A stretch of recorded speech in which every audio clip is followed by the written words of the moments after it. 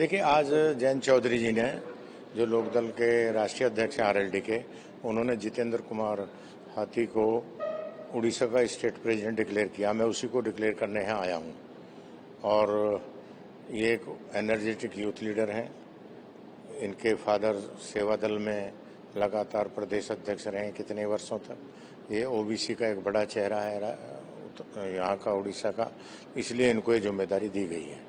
Sir, Orissa में क्या activities रहेगा? उड़ीसा में अभी हम लोग, जो चौधरी चरण सिंह चाहते थे कि गांव का विकास हो, यहाँ पर किसान का विकास हो, यहाँ पर बेरोजगार नौजवानों को रोजगार मिले, स्मॉल स्केल इंडस्ट्री की स्थापना हो, महिलाओं के साथ जिस तरह का हालात है उसमें उनके साथ भी सुरक्षा का भाव हो, इसको लेकर लोकदल लोगों के बीच में जाएगा।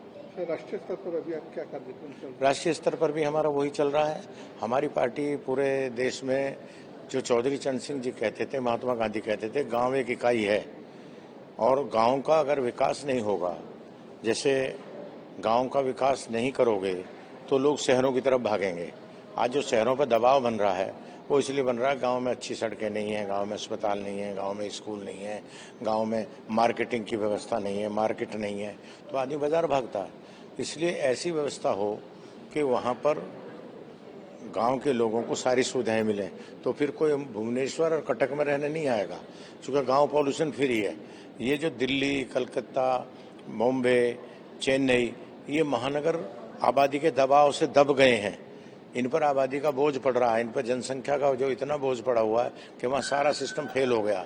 तो सरकार को चाहिए कि गांव में सारी सुविधाएं दें, गांव को एक मजबूत बनाएं, उस इकाई को मजबूत करने का काम करें। अगर गांव मजबूत हो जाएगा तो देश मजबूत हो जाएगा। चौधरी चरण सिंह जी कहते थे कि ग्रामीण भारत ही असली भारत है, रियल इंडिया जो है वो गाँव में बसता है। तो इसलिए जो गांधी जी चाहते थे, चौधरी चरण सिंह जी चाहते थे, हम उसी चीज़ को लेकर आगे चल रहे हैं। अभी किसान का सवाल है। किसान ने, जब कोरोना आया तो इस देश की जीडीपी को अगर बचाया तो किसान ने बचाया, खेती ने बचाया। उस पर और ध्यान लगाने की जरूरत है, उस पर और मेहनत करने की जरूरत है। ये तब सब काम हम लोग कर रहे हैं। और बेरोजगारी का जो सवाल है, बेरोजगारी के सवाल पर मैं आपसे कहना चाहता हूँ कि बेरोजगारी में को जब तक नहीं खत्म होगी तब तक आप देखोगे कि आज अपराध बढ़ रहा है। अपराध बढ़ने का कारण बेरोजगारी है।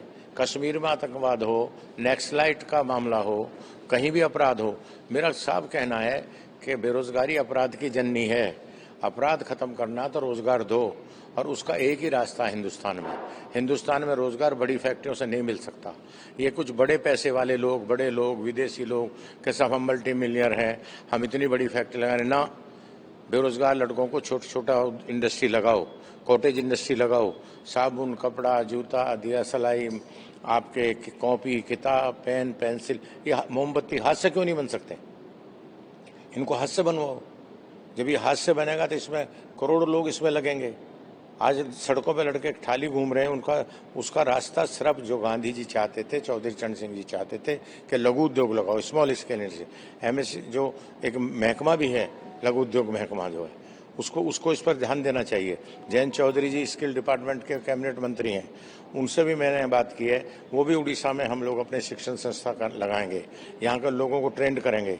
और जब लोग ट्रेंड हो जाएंगे तो मैं समझता हूँ कि तब लोगों को काम मिलेगा और सरकार उनको मिनिमम ब्याज पर 4%, उससे कम पर उनको लोन दे।